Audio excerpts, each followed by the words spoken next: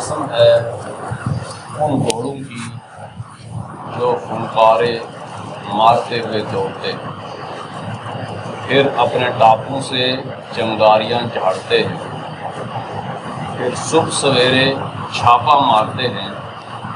پھر اس موقع پر گرد و غبار اڑاتے ہیں، پھر اسی حالت میں کسی مجمع کے اندر گھس جاتے ہیں۔ حقیقت یہ ہے کہ انسان اپنے رب کا بڑا ناشکرا ہے اور وہ خود اس پر گواہ ہے، اور وہ مال و دولت کی محبت میں پوری طرح مبتلا ہے۔ تو کیا وہ اس وقت کو نہیں جانتا جب قبروں میں جو کچھ مدفون ہے اسے نکال دیا جائے گا اور سینوں میں جو کچھ مخفی ہے اسے برآمد کر کے اس کی جانچ پڑتال کی جائے گی؟ یقیناً ان کا رب اس روز ان سے خوب باخبر ہوگا۔ صدق اللہ العظیم و صدق رسول الکریم۔ حضرات محترم، سورۃ العادیات آپ کے سامنے میں نے تلاوت کی ہے اور اس کا ترجمہ بھی آپ کے سامنے رکھا ہے۔ اس سورت کی طرف تشریح کی طرف آنے سے پہلے تھوڑا قرآن کی فضیلت کے حوالے سے چند جملے میں کہنا چاہتا ہوں۔ یہ ایک آپ دیکھیں کہ اللہ تعالیٰ نے ہمیں دو آنکھیں عطا فرمائی۔ یہ دو آنکھیں جن میں اللہ تعالیٰ نے ہمیں روشنی عطا فرمائی، لیکن آپ دیکھیں کہ جب سخت اندھیرا ہو، چاند تاروں کی کوئی روشنی نہ ہو، نہ ہی کوئی بلب، اس لائٹ کا کوئی بندوبست ہو، بالکل اندھیرا ہو، یہ ہماری آنکھیں روشنی کے، ان کے اندر جو روشنی کی صفت ہے، روشنی جو ان کے اندر ایک نعمت اللہ نے دی ہے،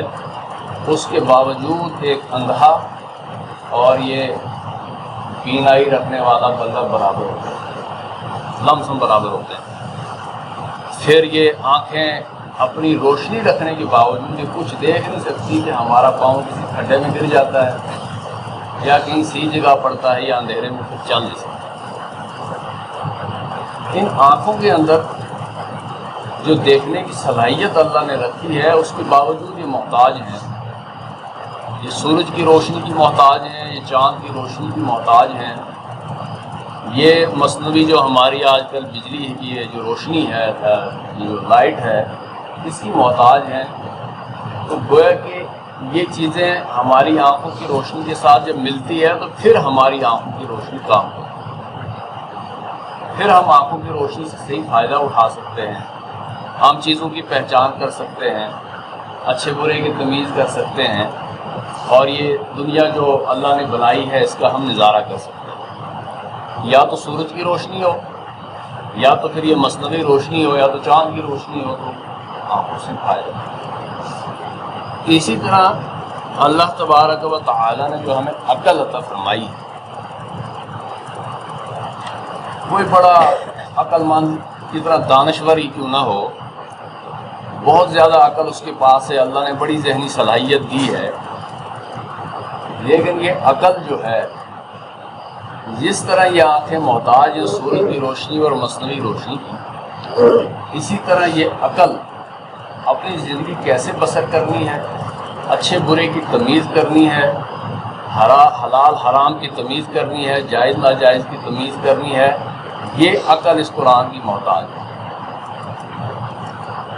اسی طرح محتاج ہے جس طرح آنکھیں محتاج ہیں سورج کی روشنی۔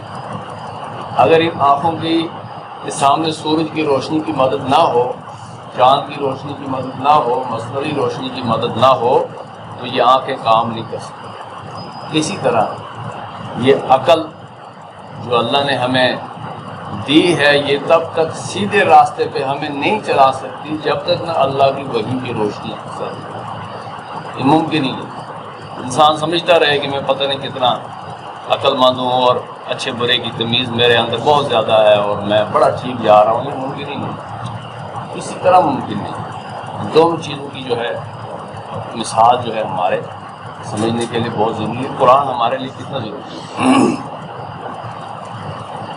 اللہ کے رسول صلی اللہ علیہ وسلم نے فرمایا، مسلم شریف کی حدیث ہے کہ ہم اتنی بابرکت محفل میں بیٹھے، فرمایا کہ قرآن پاک پڑھا کرو، اور کہا خاص طور پہ جو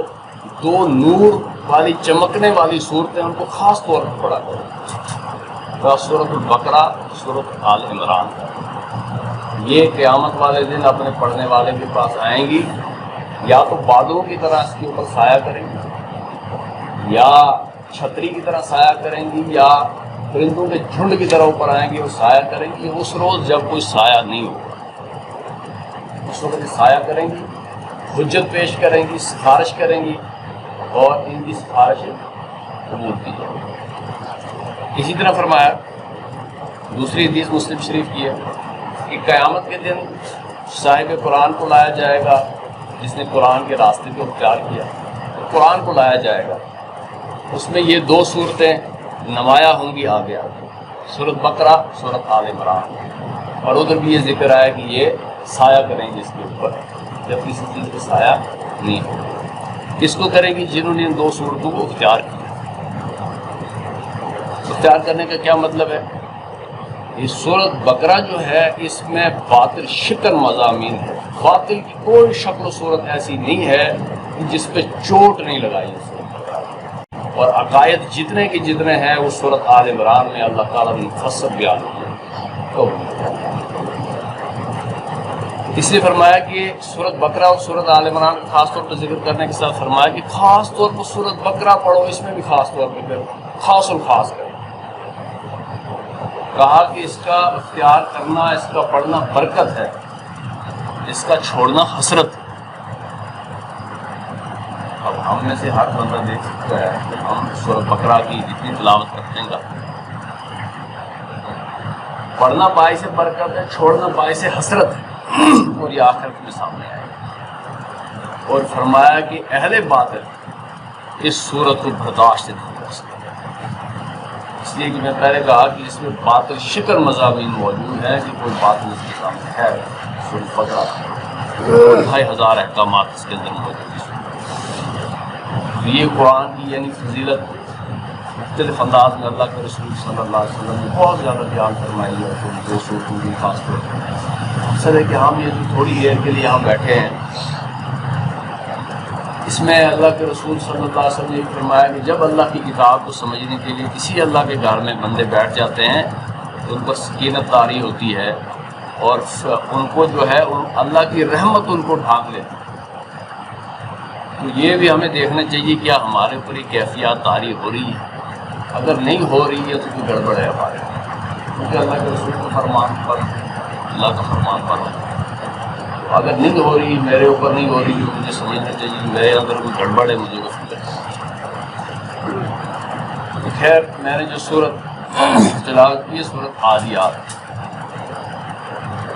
اس طرف آتے ہیں۔ یہ اصل میں جب ہفتہ وار درس شروع ہوا تھا تو میں نے آخر سے سورۃ ناس سے شروع کیا تھا، تو 14 سورتیں ہو گئی، بیچ میں بڑا گیپ آ گیا۔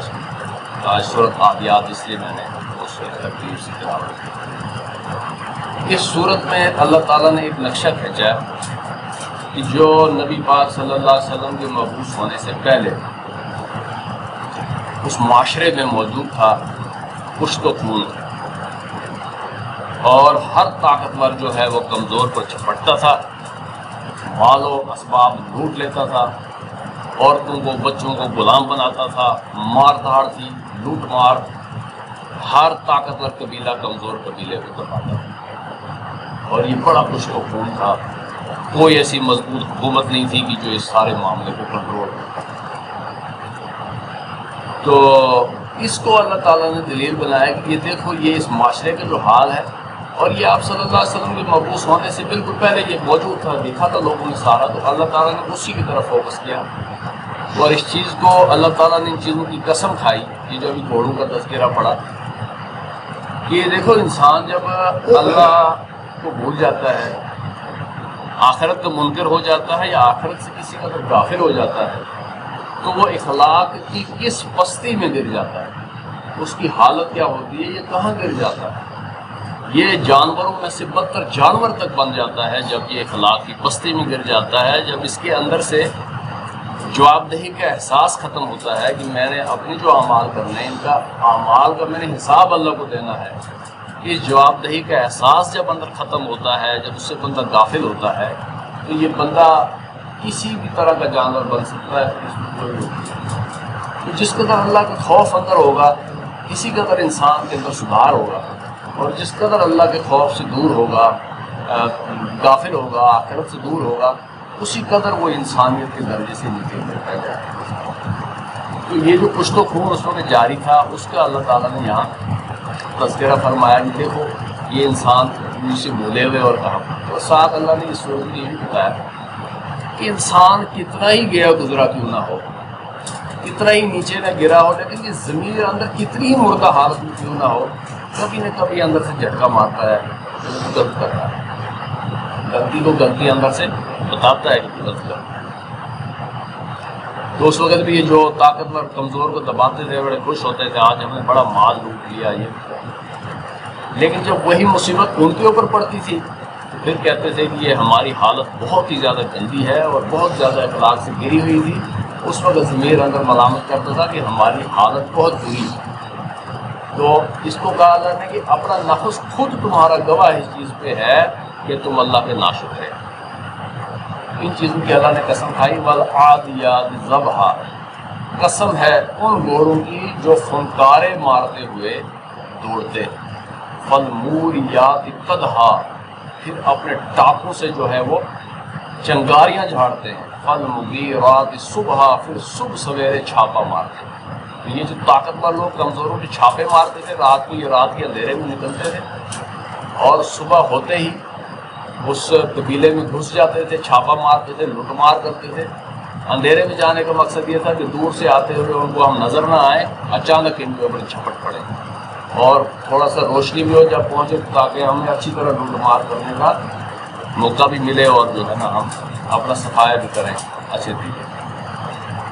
اثر نہ بھی نقعہ، پھر اس وقت گرد و غبار اڑاتے ہیں۔ یہ صفت گھوڑوں کے اندر ہوتی ہے، جب وہ دوڑتے ہیں تو ان کی جو نال لگے ہوتے ہیں، جو ٹاپے ہوتے ہیں، ان سے چنگاریاں چڑھتی ہیں، اور یہ چنگاریاں چڑھتی ہوئے رات کو ہی نظر آتی ہیں، دن کو نہیں نظر آتی، یہ رات کو یہ سارا کام ہوتا ہے۔ فوسطن به جمعا، پھر کسی مجمع میں گھس جاتے تھے، تہس نہس کرتے تھے، لوٹ مار کرتے تھے، غلام بناتے تھے، بڑا کچھ تو بڑی یعنی کہ تباہی تھی، قابل رحم جو ہے نا وہ معاشرے کا حال ہو گیا۔ فرماتے اللہ ان الانسان لربہ لکنود، یقیناً انسان جو ہے اللہ کا بہت بڑا ناشکرہ ہے۔ یعنی اللہ نے جو طاقتیں دی تھی، جو صلاحیتیں دی تھی، جو اللہ پاک نے جو رزق عطا فرمایا اللہ پاک نے، اس کا صحیح جو شکر کا جو طریقہ ہے وہ یہی ہے،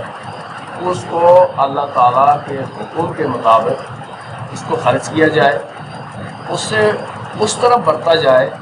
دنیا کے جو وسائل اللہ نے عطا فرمائے ہیں ان کو ویسے برتا جائے جیسے اللہ پاک خوش ہوں، جو صحیح طریقہ اللہ پاک نے بتایا ہے، جو اللہ کے رسول صلی اللہ علیہ وسلم نے بتا کے دکھایا ہے۔ اور اس سے اگر جب ہم اس سے الٹ کام لیتے ہیں، اس کے برخلاف کام لیتے ہیں جس مقصد کے لیے جو صلاحیت اللہ نے دی ہے، تو پھر یہ اللہ کی ناشکری ہے۔ وَإِنَّهُ عَلَىٰ ذَلِكَ لَشَهِيدٌ، اور فرمایا کہ اس حالت پہ انسان خود بھی گواہ ہے۔ جیسے میں نے پہلے کہا کہ جب انسان کسی پہ ظلم کر رہا ہوتا ہے، اگر وہ اس وقت ضمیر کو کتنا مار لے اور لوٹ مار کرے، اپنی جیبیں بھرے، جو مرضی کرے، لیکن اگر کبھی خود اس حالت میں پھنس جاتا ہے تو پھر اس کو اپنے کیے ہوئے ظلم بھی یاد آتے ہیں کہ میں نے سارا کچھ غلط کیا، پھر یہ ضمیر اندر سے ٹوکتا کہ سارا کچھ غلط ہو رہا ہے۔ اس لیے فرمایا وَإِنَّهُ عَلَىٰ ذَلِكَ لَشَهِيدٌ، جس کا نفس جو ہے انسان کا خود اس کے ظلم پر گواہ ہے، اس کی ناشکری پہ گواہ ہے کہ انسان ظلم کر رہا ہے، ناشکری کر رہا ہے، تو اللہ کا سرکش اور باغی ہو چکا ہے۔ وَإِنَّهُ لِحُبِّ الْخَيْرِ لَشَدِيدٌ، اور وہ مال و دولت کی محبت میں بری طرح مبتلا ہو۔ انسان جب کوئی بات کی آخرت سے غافل ہو، اللہ سے غافل ہو، تو پھر وہ جب دنیا جمع کرنے لگتا ہے وہ پھر حلال اور حرام کی تمیز نہیں دیتا، جائز ناجائز نہیں دیکھتا، اس کو یہ نہیں ہوتا کہ پھر میرا پاس جو آ رہا ہے یہ حلال ہے یہ حرام ہے یہ کیا چیز ہے، اس کو یہ ہوتا ہے کہ کتنا سارا جمع ہو جائے۔ تو آج بھی اگر ہم دیکھیں کہ دنیا کی دوڑ دھوپ میں، مال و دولت میں، جمع کرنے میں، بڑے بڑے مالدار کس قدر ایک دوسرے پر بازی لے کے جانے کے لیے آگے سر توڑ کوششیں کرتے ہیں آگے نکلنے کی، حتیٰ کہ اپنی نسل اس سے آئندہ نسلوں تک کے لیے جمع کر جاتے ہیں، اور اس میں کوئی تمیز نہیں ہوتی ہے یہ حلال ہے یہ حرام ہے، جو مرضی ہے۔ جب انسان اس قدر گر جاتا ہے تو اسے اس چیز کا کوئی خیال نہیں کرتا۔ اب تو حرام حلال کا ادھر تک بھی خیال نہیں کرتے، لیکن ہمارے معاشرے میں بہت سارے لوگ ایسے بھی ہیں پھنسے ہوئے اس معاشرے میں مجبور، یہ حرام بھی کھاتے ہیں، حرام مال سے حج بھی کرتے ہیں، حرام مال مسجدوں میں بھی لگاتے ہیں، اطمینان کرتے ہیں کچھ تو اللہ کے راستے میں بھی لے لیا، اور مطلب سود کی مثال لے لیں، ہمارے یعنی سودی نظام میں جتنے بھی ملازم لوگ ہیں کچھ مجبوری سے ہیں، نہ چاہتے ہوئے بھی بیچ میں ہیں، مجبوراً پھنسے ہیں، کچھ کو چاہت بھی ہے، کیونکہ چاہت کسی کا نہ ہو تو نظام تو نہیں حرام سے رہے گا، تو حلال رہے گا سارا، تو اسی پہ حج بھی کرتے ہیں ماشاء اللہ سے سارا کچھ کرتے ہیں۔ آج ہم دن میں تعلیم کر رہے تھے تو ایک حدیث پاک سامنے آئی، نبی پاک صلی اللہ علیہ وسلم سے ایک صحابی نے سعد بن ابی وقاص نے پوچھا کہ یا رسول اللہ آپ مجھے ایسی کوئی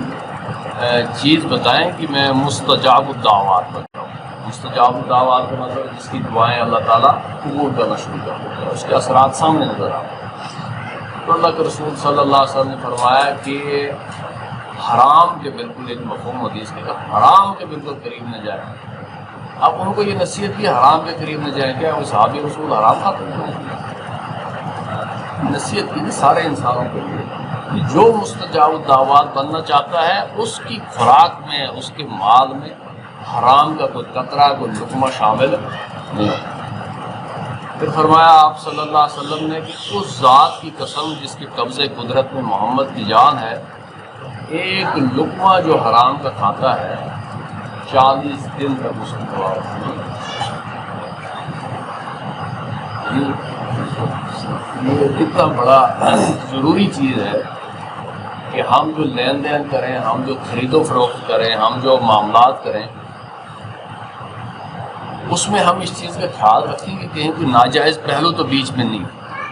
ایک مسلمان جب اس کے اندر ایمان ہے وہ نہیں چاہتا کہ میں حرام کھاؤں، لیکن لا علمی کی بنیاد میں بعض دفعہ ایسی کچھ چیزیں معاملات میں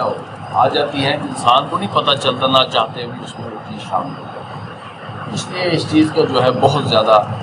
اہتمام ہونا چاہیے کہ جس بھی، اب دیکھیں مثال کے طور پہ ایک بندے کی ڈیوٹی 8 گھنٹے ہے اور اس کی ایک تنخواہ فکس ہے، ہمارے مطلب سرکاری دفاتر میں یا باقی جگہوں پہ گھنٹہ آدھا گھنٹہ لیٹ ہونا، 1.5 گھنٹہ لیٹ ہونا کوئی مسئلہ نہیں سمجھا جاتا۔ تو اس شخص کو یہ جاننا چاہیے کہ جو گھنٹے 1.5 گھنٹے کی جو لیٹ جاتا ہے، جو عادت بنائی ہوئی ہے،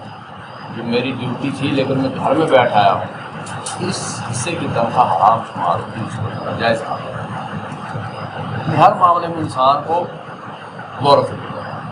وَإِنَّهُ لِحُبِّ الْخَيْرِ لَشَدِيدٌ،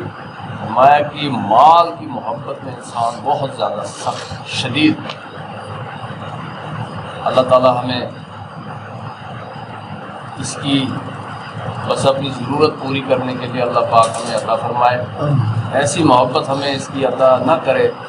جو ہمیں اللہ کے راستے سے۔ افلا یعلم اذا بعثر ما فی القبور، کیا یہ انسان اس وقت کو بھول گیا ہے کہ جب کچھ وہ وقت جب آئے گا کہ قبروں کے اندر جو کچھ دفن ہے وہ نکال دیا جائے، وحصل ما فی الصدور، اور جو کچھ ان کے سینوں کے اندر ہے دلوں میں وہ نکال باہر دیا جائے۔ گویا کہ آخرت والے دن صرف اعمال کو نہیں دیکھا جائے گا بلکہ اعمال کے پیچھے نیت کو دیکھا جائے گا۔ دنیا بھی ایک بندہ نماز پڑھتا ہے، روزہ رکھتا ہے، حج کرتا ہے، ساری چیزیں قوائف پورے مسلمان ہے، معاشرے میں شہری ہے، سارا کچھ کر رہا ہے، یہ ہمارے سامنے ہوگا لیکن اللہ پاک نے جب ان چیزوں کا حساب لینا ہے تو اللہ پاک نے یہ بھی بتانا ہے کہ یہ تمہارے سینے کے اندر، اس کے پیچھے جو غرض و غایت تمہارے اندر تھی، جو نیک کام تم کر رہے تھے، یہ سینے کے اندر جو راز چھپے ہوئے تھے، جو اس کے پیچھے تمہارے تفکرات تھے، جو تمہاری سوچ تھی، جو تمہارا نظریہ تھا، تم چاہتے کیا تھا اس کے ذریعے سے، اس پہ فیصلہ ہونا ہے جو اللہ نے مانا۔ تو اللہ تعالیٰ ہماری اعمال کو بھی صحیح رکھے، اللہ تعالیٰ ہماری نیتوں کو بھی درست رکھے۔ وَحُصِّلَ مَا فِي الصُّدُورِ، جو کچھ سینوں میں ہے اس کو نکالا جائے گا، اس کی جانچ پڑتال کی جائے گی۔ اللہ تو ویسے ہی جانتا ہے، لیکن اللہ نے کھول کے سامنے رکھنا کہ یہ تمہارا حال ہے۔ إِنَّ رَبَّهُمْ بِهِمْ يَوْمَئِذٍ لَخَبِيرٌ، یقیناً ان کا رب اس روز ان سے خوب باخبر ہوگا کہ کون کیا لے کے آیا ہے، کیا کر کے آیا ہے، لیکن اس کے باوجود اللہ تعالیٰ نے یہ سارا حساب کتاب سامنے رکھنا ہے مخلوق کے سامنے، یہ دیکھو یہ کر کے آئے اور یہ اس کا حساب کتاب بنتا ہے۔ اور یہ حل غرض یہ کہ انسان جب اللہ کو بھولے گا، آخرت کو بھولے گا، غافل ہوگا، احساس ختم ہو جائے گا، جواب دہی گا، اتنا ہی وہ برائی کی طرف جائے گا۔ اور جتنا اللہ سے تعلق مضبوط ہوگا، جتنا انسان کے اندر ایمان مضبوط ہوگا، ایمان پختہ ہوگا، تو اتنا ہی انسان اپنے صحیح عمل پہ کھڑا ہو سکتا ہے۔ اللہ تعالیٰ ہمیں ایسا ایمان نصیب فرمائے کہ ہم اپنے فرائض کو کم سے کم کریں، اور اللہ تعالیٰ ہمیں یہ سمجھنے کی توفیق نصیب فرمائے کہ ہم دنیا میں کیوں آئے، اور جس مقصد کے لیے اللہ تعالیٰ نے دنیا میں بھیجا ہے اس کو، جو ہمارے ذمے اللہ نے ڈیوٹی لگائی ہے ایز اے مسلمان، اللہ کا شکر ہے کہ اس نے ہمیں مسلمان پیدا کیا، اور ہمیں یہ سمجھنے کی توفیق نصیب ہو کہ ہم اس ڈیوٹی کو، اس ذمہ داری کو پوری کرنے کی کوشش بھی کریں۔ ہم ایسے ماحول کے ساتھ جڑیں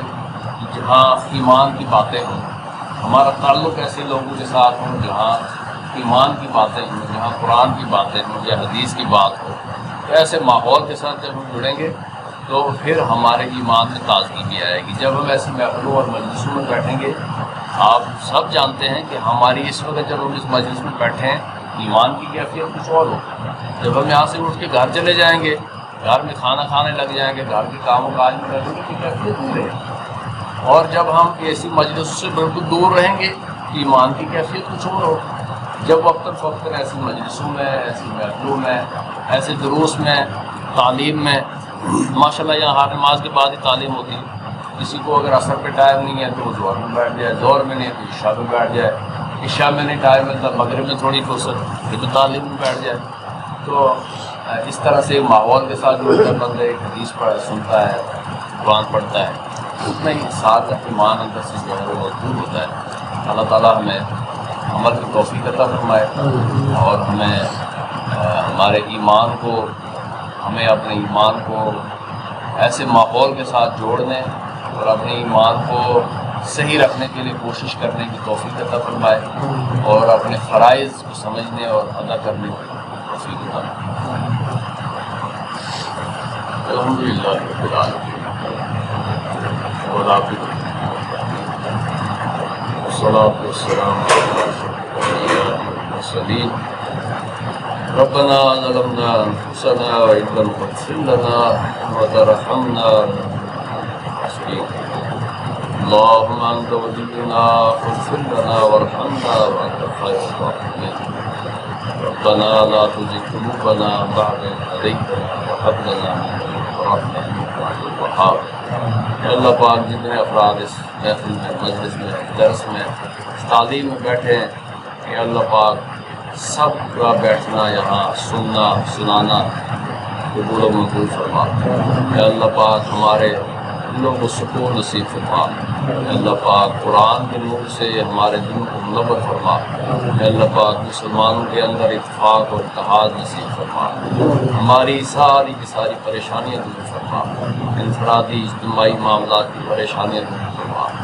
امت مسلمہ کی حفاظت فرما۔ صلی اللہ وسلم علی خیر خلقہ محمد وعلی آلہ واصحابہ اجمعین۔